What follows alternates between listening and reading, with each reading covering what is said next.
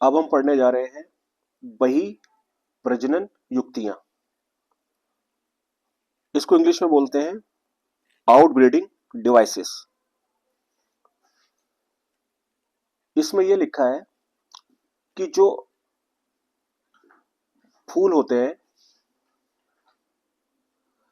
उभयलिंगी यानी हर्माफ्रोडाइट, अधिकतर पौधे उन्हें ही पैदा करते हैं। मतलब इसमें यह दे रखा है कि अधिकतर जो पौधे होते हैं उनको जो फूल होते हैं वो उभयलिंगी या हर्माफ्रोडाइट होते हैं। मतलब उसमें मादा अंग भी होता है और नर अंग भी होता है। तो अब प्रॉब्लम ये आएगी कि जब दोनों ही अंग एक साथ हैं, मादा अंग भी और नर अंग भी, तो दिक्कत ये आएगी कि स्व प्रजनन हो जाएगा। उसी फूल के पॉलन ग्रेन उसी फूल के स्टिग्मा यानी वर्तिकाग्र पे गिर जाएंगे। तो उससे दिक्कत क्या होगी? स्वपरागण हो जाएगा। तो दिक्कत ये आ रही है कि जो उभयलिंगी पौधे हैं उनमें स्वपरागण की समस्या आने लगती है।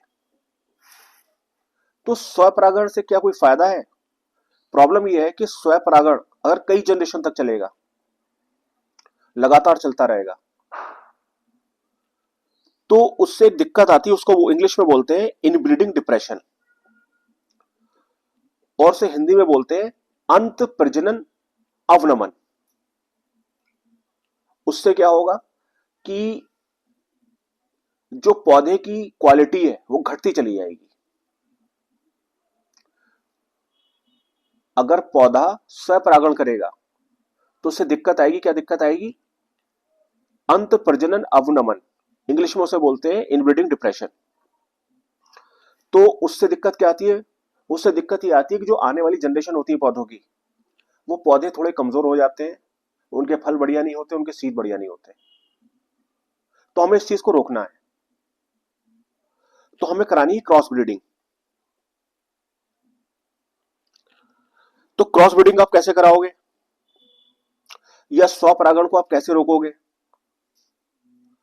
तो लिखा हुआ है कि पुष्पी पादपों ने बहुत सारे ऐसे साधन या उपाय विकसित कर लिए हैं जो स्वपरागण को हतोत्साहित और पर परागण को प्रोत्साहित करते हैं।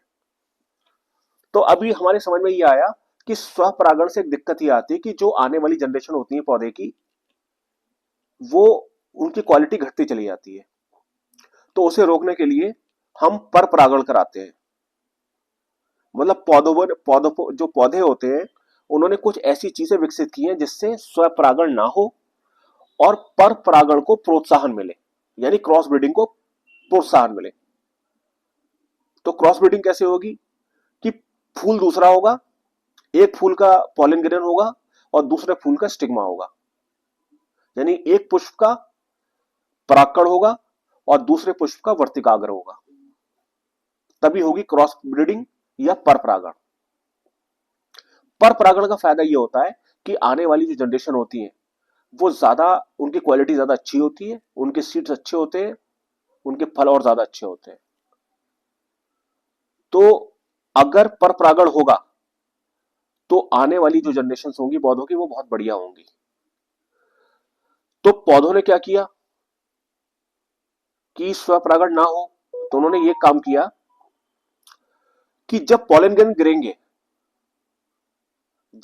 ग्रेन गिरेंगे, झड़ेंगे, तो उस समय जो वर्तिकाग्र होगा वो इस लायक नहीं होगा कि उन पॉलन ग्रेन को वो यूज कर सके। अगर वो पॉलन ग्रेन उस वर्तिकाग्र या स्टिग्मा पे गिर भी गए तो उसको यूज नहीं कर पाएंगे। यूज, तो इसको इसको हम बोलते हैं स्टिग्मा रिसेप्टिविटी या वर्तिकाग्र ग्राह्यता। अगर कोई पॉलन ग्रेन स्टिग्मा के ऊपर गिर के ग्रो करने लगेगा तो उसे हम बोलते हैं वर्तिकाग्र ग्राह्यता, इंग्लिश में से बोलते हैं स्टिग्मा रिसेप्टिविटी। तो हमारी कोशिश ये होती है कि जब स्टिग्मा तैयार हो जाए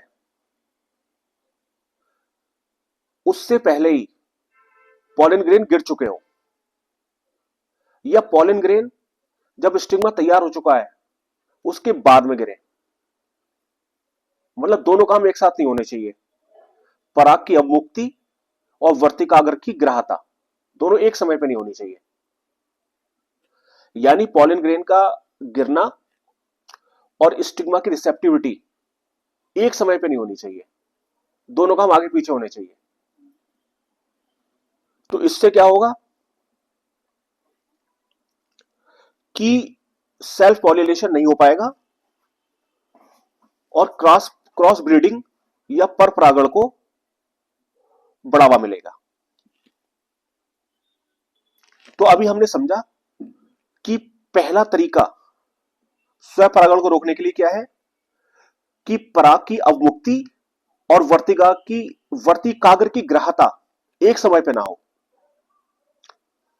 दूसरा तरीका क्या है कि परागकोश और वर्तिकाग्र भिन्न स्थानों पर रहे,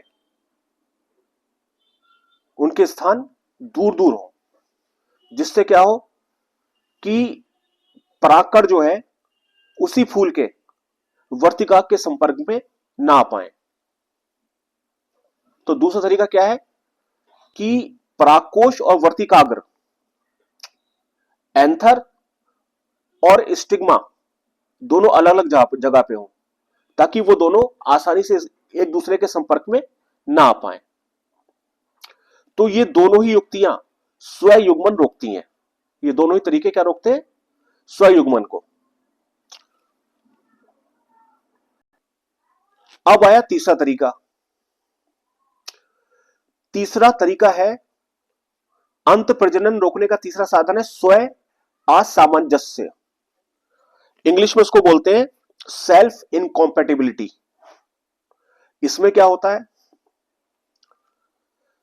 ये एक वंशानुगत प्रक्रम तथा स्वपरागण रोकने का उपाय है। इसमें क्या होता है कि अगर एक ही पुष्प का पॉलन ग्रेन हो और उसी पुष्प का स्टिग्मा हो, तो अगर पॉलन ग्रेन उस स्टिग्मा पे गिर भी जाए तो वो वहां पे अंकुरित नहीं हो सकेगा, अपनी पॉलन ट्यूब वो पैदा नहीं कर पाएगा। उसी पुष्प का अगर पॉलन ग्रेन होगा और वो उसी पुष्प के स्टिग्मा पे गिरेगा तो पराग नलिका बन नहीं पाएगी, उसकी वृद्धि रोक दी जाएगी। तो तीसरे तरीके में क्या हमने समझा? तीसरे तरीके हमने ये समझा स्व असामंजस्य, सेल्फ इनकॉम्पैटिबिलिटी। ये एक जेनेटिक मैकेनिज्म है। इसमें क्या होता है, अगर पॉलन ग्रेन परागकण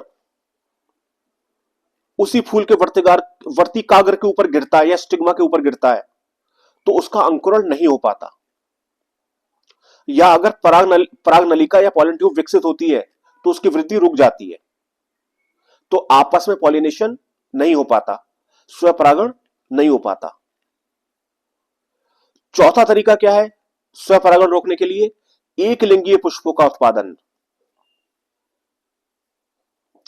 यानी यूनिसेक्सुअल फ्लावर का उत्पादन।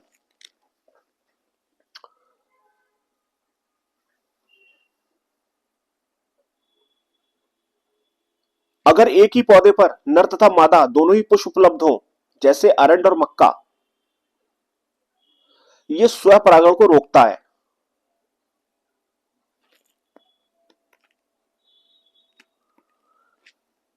लेकिन सजात पुष्पी परागण को यह नहीं रोक पाएगा। अगर एक पौधे पे फूल है, पौधा एक ही है, लेकिन एक फूल नर है और एक फूल मादा है, तो अब यह होगा कि स्वपरागण नहीं हो पाएगा, ऑटोगैमी नहीं हो पाएगी, लेकिन गाइटिनोगैमी तब भी हो जाएगी। गाइटिनोगैमी को बोलते हैं सजात पुष्पी परागण। लेकिन एक तरीका और भी है। बहुत सारी प्रजातियां ऐसी हैं जैसे पपीता, इसमें नर पुष्प और मादा पुष्प अलग अलग पौधों पे होते हैं। इससे फायदा यह होगा कि पौधा या तो नर होगा या मादा होगा, एक लिंगाश्री होगा।